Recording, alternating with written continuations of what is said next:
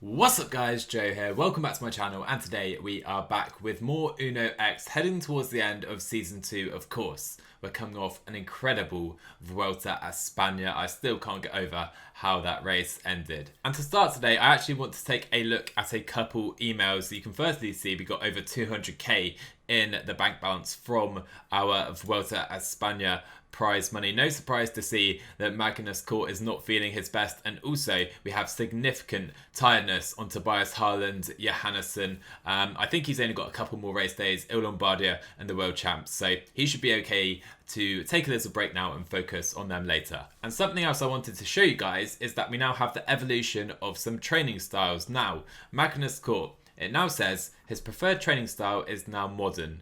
Okay, so if we go to Magnus Cort's profile, training, apparently he still likes groundbreaking. I'm not too sure, I don't get it. So I'm going to keep him groundbreaking for now, but if you guys have seen this, maybe a bit of a glitch, definitely let me know. And now finally, perhaps the most important thing I wanted to talk about is the fact that David Borgen would like to join our team. Now, you guys may remember I did give you guys a poll a couple of episodes ago, just before the Vuelta a España, asking which riders we should sign. This new gen was one of them, and we have 5 points still remaining in our transfer budget. He costs all of those points to open, and he does have good potential, but not the best starting attributes for the moment. And looking at the results right now, it was 64% of you guys saying we should instead sign Johannes Storner Mitte. We don't know his potential, maybe a bit more risky, but he is 20 years old, and I think he probably has better attributes than Borgen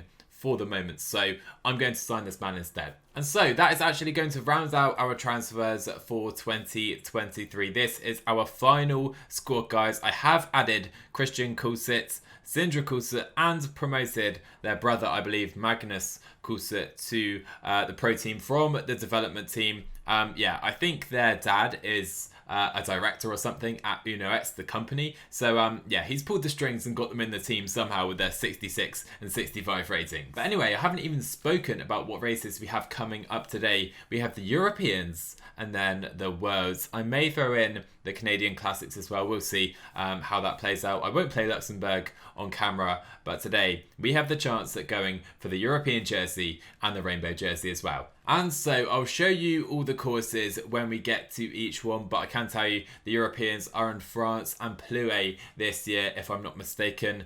Of course, we have Wout van Aert, Pippo Ganna, Askren. Winning this race is going to be pretty much impossible, but we have Tobias Foss, who, funnily enough, we were just battling at the Vuelta, but for our team, Uno X, we have Søren Werenskjold. He's in good form, 99% fitness, and he's been targeting this race. And that has seemingly been rewarded, guys, because we get a plus 40 up to 80 time trial with Søren Werenskjold. I'm really excited to see what the big man can do today. So I'm really focusing, trying hard to lower the effort as we go downhill and then increase it as we start to go uphill, hopefully trying to maximize our time as best I can today. And let's see how that is going at the first split then. We are currently second, only 8 seconds off Quieto, and hopefully we're going to pull off a nice negative split here. So 3k to go for Søren. We are actually closing the gap to Jon Izagirre up the road. The final little uphill set, so I'm a bit scared to push it higher than 85. Let's just try and go like this to the line, and hopefully we can take the provisional best time. And let's see if that is going to be the case. Up to 92 into the finish line, 99,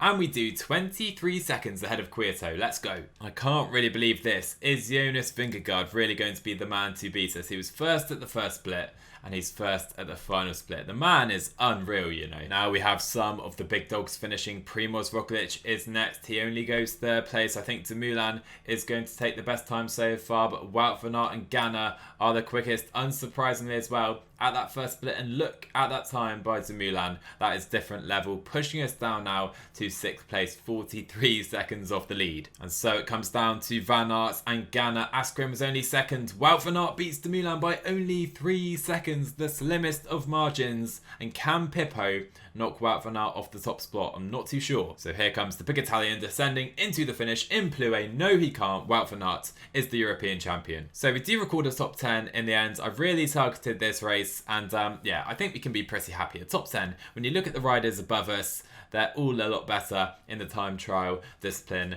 than Soren Gold. So top 10, we can't complain too much. And so the European Championships are here, guys, in Plouay, a hilly course really, despite it being described as a flat course, which does mean Wout van Aert is the favourites to do the double. And in terms of my team selection, very excited. Of course, we're giving Tobias that rest he asked for, but we do have Alex Christoph in the team coming to the team next year, coming to Uno X next year.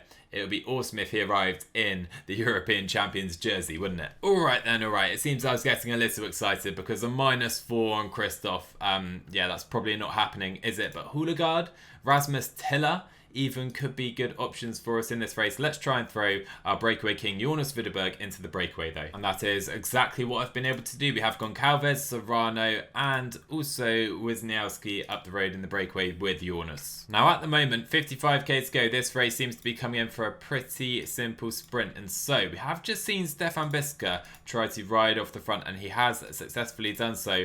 I'm going to try and mark any other attacks and maybe even try and force some of my own because the breakaway almost caught. Widerberg's not going to win the race. We don't need to protect his position up the road necessarily. And so Mikhail Kwiatkowski now comes to the front. He is launching an attack. I'll try and mark him with Andreas Leknessund, not a rider, of course, at Uno X. That's who I'm referring to when I say our rider. But anyway, let's try and get him up the road. Try and use him as a pawn maybe to help Widerberg. Let's try and keep this group away now. Maybe we can try some further attacks a little later on as well. Oh, and I don't believe it. Jonas Widerberg has just fallen from the breakaway, putting our complete tactic into disarray. So the breakaway pretty much caught. This race is going to reset with 44k to go. Okay, so the next rider, 38k to go, that I'm going to try and launch up the road is going to be Tobias Foss. Third place in the Vuelta. So close to winning the Vuelta. We beat him at the Vuelta as well, of course. Let's try and put him up the road. Quieto tries to follow again. And I think every attack pretty much is going to be reeled in because these guys are so fresh still. And it's a disaster for France because their big home favourite Julian Alaphilippe has just crashed. So at this point, I think this race is all about going to be making it difficult until we reach this final section of climbing, which is quickly approaching, to be fair. A lot of our guys are now struggling and I am going to try and launch some attacks with around 10k to go. Here we go then, 16k to go. Old Christian Eiking has come to the front for the Vikings and look at us blowing up this race. I think we'll let Christoph just do his own thing and sit in this group. He's not going to survive this day anyway, I'm pretty sure of that, and we need to attack shortly. Alright, so Christoph can try and protect Rasmus Tiller for a little bit, and this is where I'm going to make my move. 11k to go. Old Christian Eiking giving his all, and there we go. Marcus Houlegaard tries to create some separation off the front. I mean, he's pretty cooked already, isn't he? He is pretty cooked. I think our leader and only real option right now is Rasmus Tiller, and so this has become heavily reduced quite quickly. Matej Mohoric is trying to launch something. I'll happily try and follow a reduced group up the road, but I can't see it happening. 100 riders still here, guys. Alright, we have 3.5k to go. Rasmus Tiller is riding solo. No teammates left. Let's go up to 95 as we come uphill. Can I navigate to Wout van Aert's wheel? I cannot really. Arnold de Mar's wheel, can't really. We're going to stay here. We're in a fairly good position. There goes Gianni Moscon, does he? No, he doesn't. There he goes, Gianni Moscon. Not sure who to follow. Yves Lampard is here. We're going to just go for the line. There goes Matej Mohoric. Rasmus Tiller trying to find some wins and trying to sprint for the line, but it is going to be an easy victory, and Wout van Aert does the double. What's the point, guys? This guy just wins everything. Alright then, Wout van Aert does the European double. I tried so hard to try and blow up the race. It just came in for a mass sprint. In the end, we get top 10 with Rasmus Tiller, which I guess it's not too bad. 2 top 10s in the time trial and the road race. It's not the worst. So I mentioned that I wasn't going to play the Tour of Luxembourg on camera, but I did play the final stage on camera, which is what you're looking at right now. And Jonas Widerberg gets a beautiful +5 days. So of course, we threw him into the breakaway, which is where he is best. And we do have 2 minutes over the peloton with around 15k to go. I attacked. Brent Van Meer is the only rider who can follow. So entering this climb again, which is the finishing climb of the stage, Brent decides to attack on this occasion. Clearly, it is a battle between the 2 riders for stage victory, but we can follow him on that occasion again. 6k to go this time, entering the final circuit around Luxembourg, and Brent goes on another attack. I decide to follow, but this time you can see he's really feeling it. So I attack straight over the top of the Belgian with Jonas Widerberg, and we will be able to cruise up the final hill, celebrate early multiple times for a beautiful, beautiful victory. I simulated the other stages, by the way, and we did absolutely nothing in the GC, all those stages, as you can see on screen right now. And so following that, we are heading to the World Championships, and now we get to see where we are, and we are in Great Britain for the UCI World Championships, and in and around Brighton. I cannot wait for this time trial and the road race, but again, Wout van Aert, surely he's not going to win 3 out of 3 at the Europeans and the Worlds, or even 4 out of 4. We shall see. Anyway, I'm bringing Foss and Gold to this race again. And after targeting the Europeans, we're not going to get quite the race day with Gold, so anything like a top 20 would be a good result here. And my word, this 58-kilometer course, it's quite long, I must say, so we've spent a lot of energy in the early part. I've literally not gone above 75 effort once as well, but we are still 41 seconds down on the early leaders. Sadly, I just went out way too fast as we come onto the seafront in Brighton. I went way too fast early on, and Gold loses 2.5 minutes to the early leader Yves Lampert. But for his teammate Tobias Foss, we are on a much better day. Let's see if we can maybe get a top 10 with Tobias Foss, and we actually have first place at the first split as well. Very exciting. And look at this, as we come into Ditchling, we are about to overtake Nielsen Paulus before that second split, and I think I have enough energy, unlike with Gold, so Foss on for a really good performance here. So we do get ahead of Nielsen Paulus into that second split, and we are 46